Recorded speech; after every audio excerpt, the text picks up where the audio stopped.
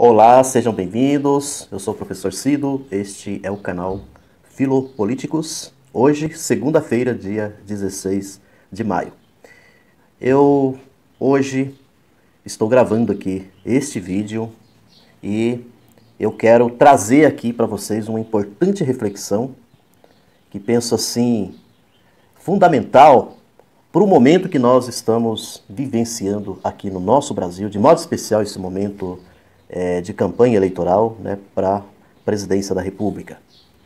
E a intenção aqui é compreendermos algumas situações que, para muitos que fazem pesquisas, que estudam, que leem, e leem bastante, como é o caso da gente, e a gente também que é da área da filosofia, né?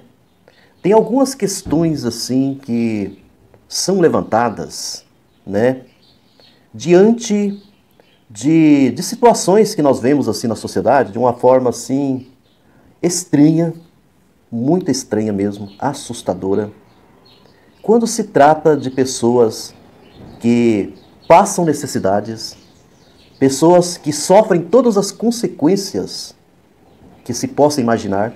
Quando eu estou falando de consequências, consequências de sofrimento mesmo, por causa de uma situação política como a que nós estamos vivendo agora, nesse momento aqui no Brasil. Ou seja, uma situação política que já vem desde 2018 com a eleição do Jair Messias, que é esse desgoverno que está aí, né, no poder. A questão que eu estou trazendo aqui para vocês, só para a gente poder entender, é assim. O que leva uma boa parcela, né, da população a apoiar um desgoverno como esse? O que está por trás de tudo isso? Será que o que está por trás de tudo isso é apenas o que muitos de nós que somos de esquerda, né, que somos petista, ou outros partidos de esquerda, como já estamos assim acostumados, inclusive cansados de ouvir aquela velha ladainha de que esse povo é manipulado, né? Que existe uma manipulação que provém, por exemplo, dos meios de comunicação, que essa população é enganada e assim por diante. Será que basta esse tipo de análise para entendermos o que leva mesmo uma parcela dessa população? E aqui eu quero trazer aqui para vocês, porque já está comprovado em pesquisas, né? Não vou aqui apresentar assim dados exatos para vocês, mas já está comprovado em pesquisas que uma parcela significativa da população mais pobre apoia o Bozo. E depois vem a classe média, que você tem uma parcela significativa, por exemplo, da classe média, que apoia também essa política que está aí. E depois você tem também a classe mais alta da nossa sociedade, que já está aí, inclusive nas pesquisas, que é uma maioria, né? Não são todos 100%, mas uma maioria que também apoia essa política desastrosa que nós temos aqui no nosso país. E por que que mesmo com tudo o que tem acontecido, muito visivelmente, inclusive para qualquer pessoa, né, que enxerga, ter assim vivenciado e visto a terrível situação que nós vivenciamos, por exemplo, durante a pandemia, a quantidade de pessoas que morreram, de 600, em torno de 630, 660 mil mortos, já chegando nesse momento, que morreram pela Covid-19. E que a gente tem visto muito claramente o quanto que esse desgoverno foi totalmente omisso em busca de tratamento mais eficaz e assim por diante. Isso basta vocês conversarem, por exemplo, com pessoas que lidam com a saúde, que eles vão responder muito melhor para vocês a omissão desse desgoverno. Porque muitas conversas que a gente ouve por aí são conversas para boi dormir. São conversas, aí sim, enganadoras, né?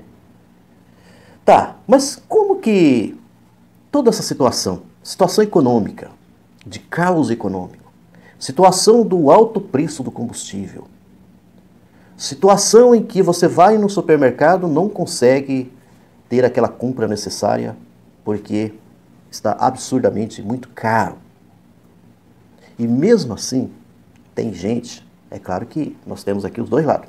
Pessoas que percebem tudo isso, né? A gente sabe muito bem que tem pessoas que percebem tudo isso e deixam de apoiar esse desgoverno. Mas tem outros que continuam apoiando. E aí é nesse sentido que eu queria trazer aqui um tema para vocês, que é sobre o fascismo, né? E a gente compreender essa questão do fascismo, tá? Isso aqui que eu quero chamar a atenção de vocês, é importante porque tem muita gente que diz assim, ah, mas o Brasil não vive, né, um fascismo, um governo fascista. Isso porque tem muita gente que está, assim, ainda naquele tempo, né, no tempo do Hitler, do Mussolini, aquela coisa toda lá na Europa, né, na Itália e depois na Alemanha, porque nós tínhamos uma situação política, né, de governos, tá? Que é um pouco diferente, por exemplo, de uma situação que nós estamos vivenciando no Brasil. Agora nós temos que compreender uma questão assim. Existe um tipo de entendimento sobre o fascismo que ele é ideológico, ou seja, ideologia fascista. Então nós podemos dizer assim que no Brasil nós estamos vivenciando, né, desde quando esse desgoverno assumiu em 2018, nós estamos vivenciando uma ideologia fascista. E aqui eu gostaria de trazer presente aqui a leitura de um psicanalista e também da linha da psicanálise e também da linha da psiquiatria, né, que ele era os dois, que também ele está muito na linha da psicologia, claro, da psicologia no campo da psicanálise, que é o psicólogo William Reich. O William Reich, ele escreveu um livro cujo título Psicologia de Massas do Fascismo, que ele escreveu em 1933. William Reich, né, que é um alemão, que nasceu em 1897, depois ele fugiu, né, por causa do próprio nazismo, né, e depois ele acabou, né, por último, ele teve alguns lugares na Europa, que, na sua fuga, refugiando, depois ele se instalou nos Estados Unidos até quando ele veio a falecer. Mas é muito interessante porque o William Reich ele vai exatamente trazer essa questão, por exemplo, do fascismo, né? O fascismo enquanto ideologia, né? E ela é uma ideologia tão terrível que ela acaba atingindo, né, atingindo uma grande massa da população, por isso que ele vai falar que é uma ideologia das massas, né?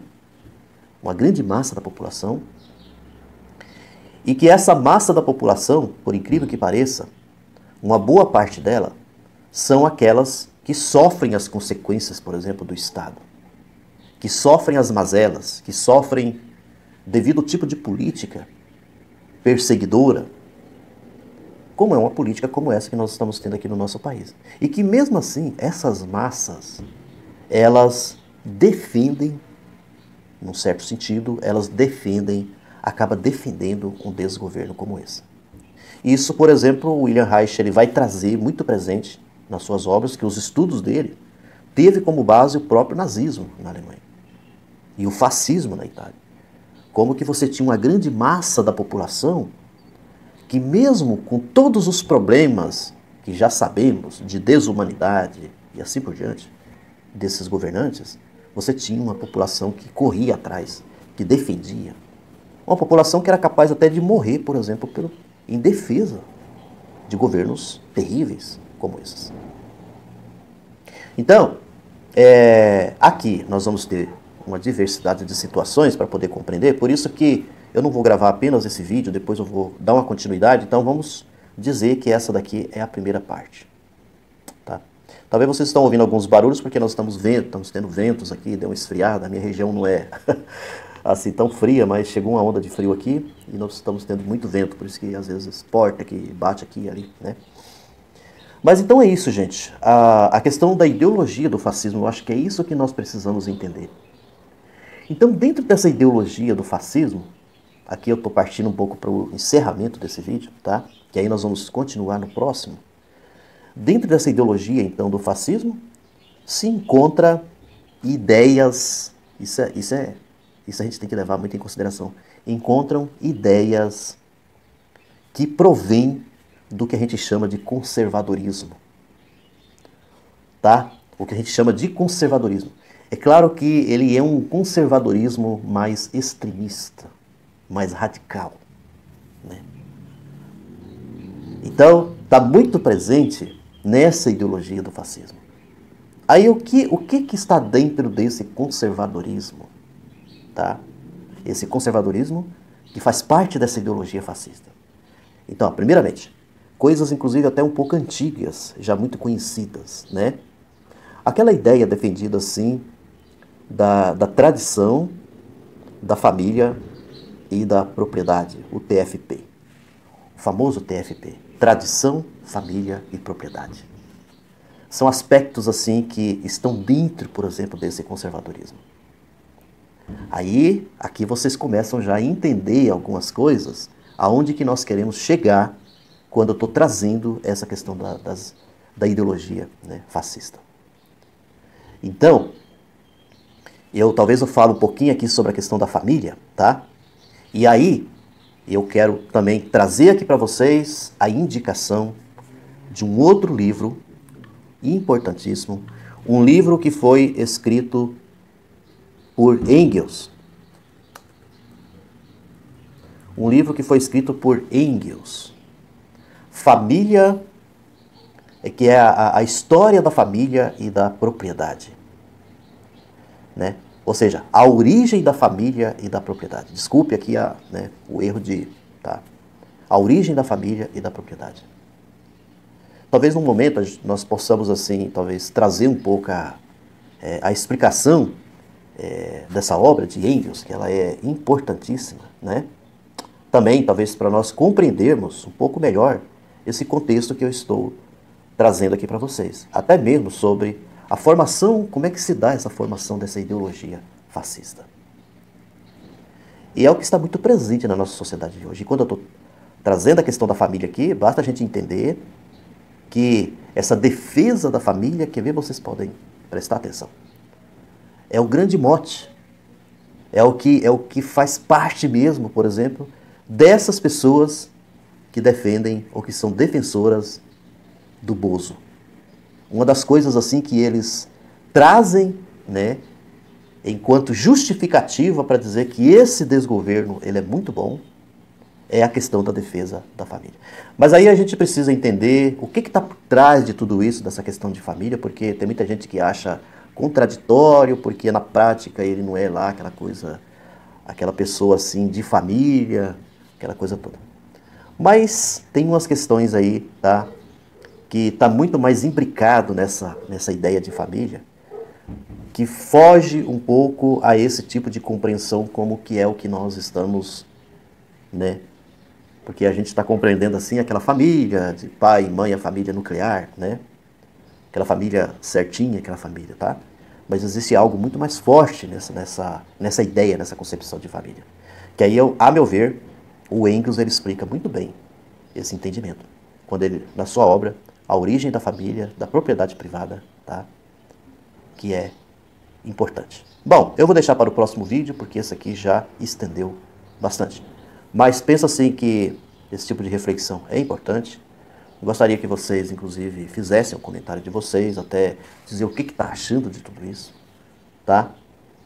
Se é importante ou não a gente trazer esse tipo de reflexão, porque eu trago esse tipo de reflexão exatamente para nós entendermos um pouco melhor o que está acontecendo no nosso país.